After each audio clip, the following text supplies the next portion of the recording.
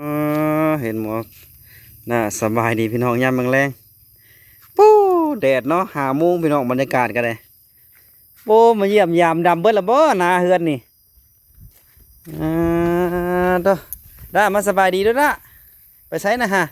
โอ้ตัวบ่มีขนมมาให้แล้วย่างนี้เลยเนาะว่าดอกเฮ้ยอ่าสบายดีเอ้ยอืมตัวโอ้สบายดีเฮ้ยได้เอ้ยดำหน้าแล้วบ่ ยัง ยังบ่ ไม่ยัง ยังบ่มีน้ โดย ำตัวเฮ็ดได้คือว่าได้ยินข่าวว่าเฮ็ดรวมกันบ่กับอันน้องอ้ำบ่ โดย อ๋อแบบเอาง่ายคืออันรถไถอันเดียวบ่เฮ็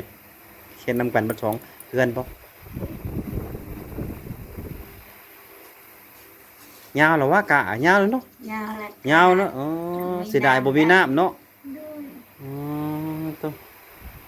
ผลก็พอแต่ซ้ำนี่ผลก็ได้โอ้สีแห้งกับบ่แห้งผลก็ได้พอแต่ซ้ำนี่ก็ได้เขาแล้วละเขาแรงแล้วบ่ฮะกินกันยังเฮ้ย กินปะ โอ้เอาปลามาใส่ในคลองนี่บ่เอาใส่ซะ อ้ายไปนั่น เอาหยังเอาอยู่ใส่ ไปตึกเด็ก อยู่ใส่ อยู่ อยู่ใส่น้องไหนน้องไผน้องไผ เองขาแต่สมัยนี้ ว่าดำนายังบ่ดำเนาะล่ะเนาะ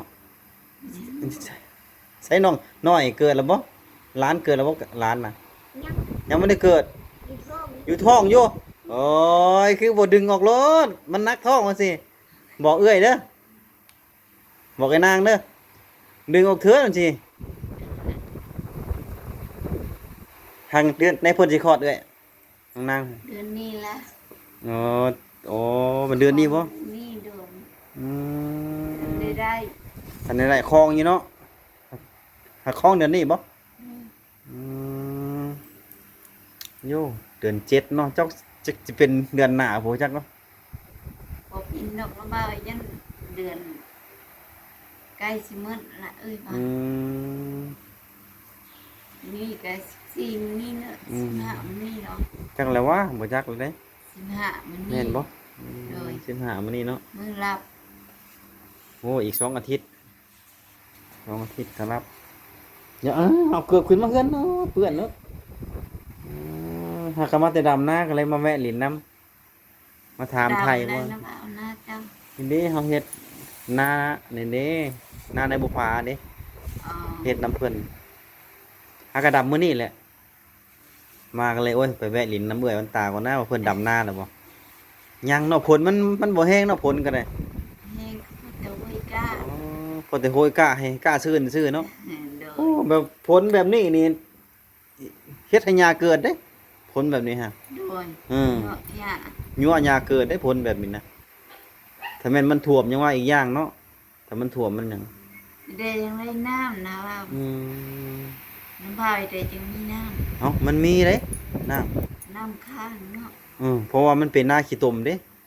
นาขี้ตมมันไหลมาที่ทั้งโคกพู้ไหลผ่านมาดำนะกระดำมื้อนี้ตกแน่ไหมจะดื้อแล้วก็เฮ้ย ดอกที่ละ โอ้ยเนาะชายกันเลยตัวเพิ่นยังกินแรงเอ้ยบ่มีหยังกินแรงบ่ ลูกเคยขึ้นไปหาหน่อไม้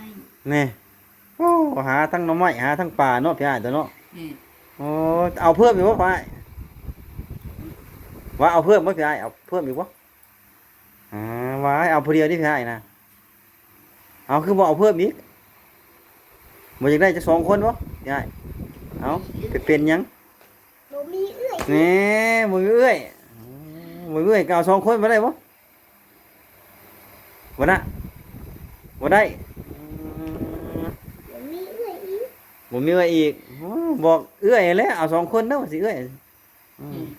จังดุว่าสิเด้อใครดอกลูกเคยดูหากินอยู่เนาะเอ้ยเนาะ โดย ดูอยู่ได้เบิ่งคนเป็นเอาการเอางานอยู่เบิ่งไงสิบ่ดื้อบ่ได้ดอกเบิ่งกัน ไปย่านแม่ เรียกว่าด้านดีแล้วเบิ่ง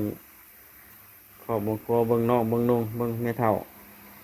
อันเมียเป็นกาแฟลูกค้า อื ค้า ม รับจ้าง บ่นางบ่ เลย มัดเท่าไหรอันเพิ่นรับจ้าง สี่มัด อ๋อ สี่ โอ้ พัน 4,000อืม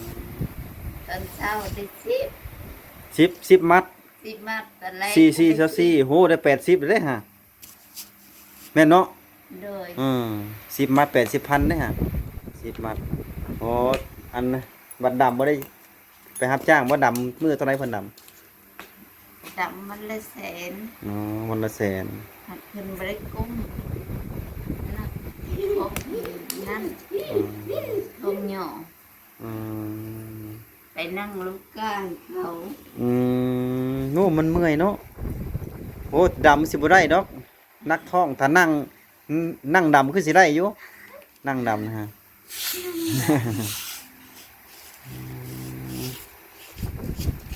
มาเยี่ยมมายามเบิ่นว่าดำนาน่ะบ่เฮ้ยไปใกล้นะไหมฝนกันเนาะพอแต่ซ้ำนี่ฝนกันเนาะพอดีตกให้ห้ำหญ้าซื้อฝนนี่ฮะ โอ้ยก้า พวกโคยก้าซื้ออืมดื้อมักแท้มักลิ้นเนี่ยหมดนี่ฮะ แต่ลุงบ่ได้โทรมาลิ้นนำเอ้ยไปโทรลิ้นแต่โดนแล้วบ่ เอ๊ะโดนไหม เพิ่นก็สิบ่ว่างแล้วมั้งเอาแชทไปหาเพิ่นก็บ่ค่อยตอบเลยเดี๋ยวนี้เพิ่นอาจจะยากลำเลียงทำงานเพิ่นนั่นแหละอย่าดื้อเลยกว่าเฮ้ยย่างมาย่างมาแท้โอ้ยหมอนี่เด้ออยู่น้ำอ้ายเด้อน่าอยู่น้ำแม่ด้าเด้ออยู่เด้อ ยินบ่น่ะยินบ่น่ะอยู่น้ำอ้ายน้ำอ้ายเด้อเด้ด่าเอาไว้เด้อด่าเด้อเด้ด่าน้องไว้เด้อเอาบ่น้องนี่เอาบ่แกล้งหัวเฉยบัดนี้ฮะไปหลับพวกเราขับไปนอนดิที่นอนไปเห็นบ่นี่ตัวน่ะดื้ออะไรโอ้ยดื้อก็ค่ำเลยน่ะค่ำทางเมื่อแหละบัดนี้ฮะไปเอ้ยไปอยู่ดีไม่แห้งเด้อมาเยี่ยมมายามมาซื้อ เดี๋ยวมาหนามาในมาลินน้ำไหมเนาะได้สบายดีได้โอ้ต้องเกือบไหมเนาะได้เนาะใช้เกือบไหมเนี่ยฮะนี่ว่าเกือบไหมนะฮะ เลย ขาดดูแท้เกือบพันน่ะลูกชายคักเนี่ยมันสนเข้าเกือบ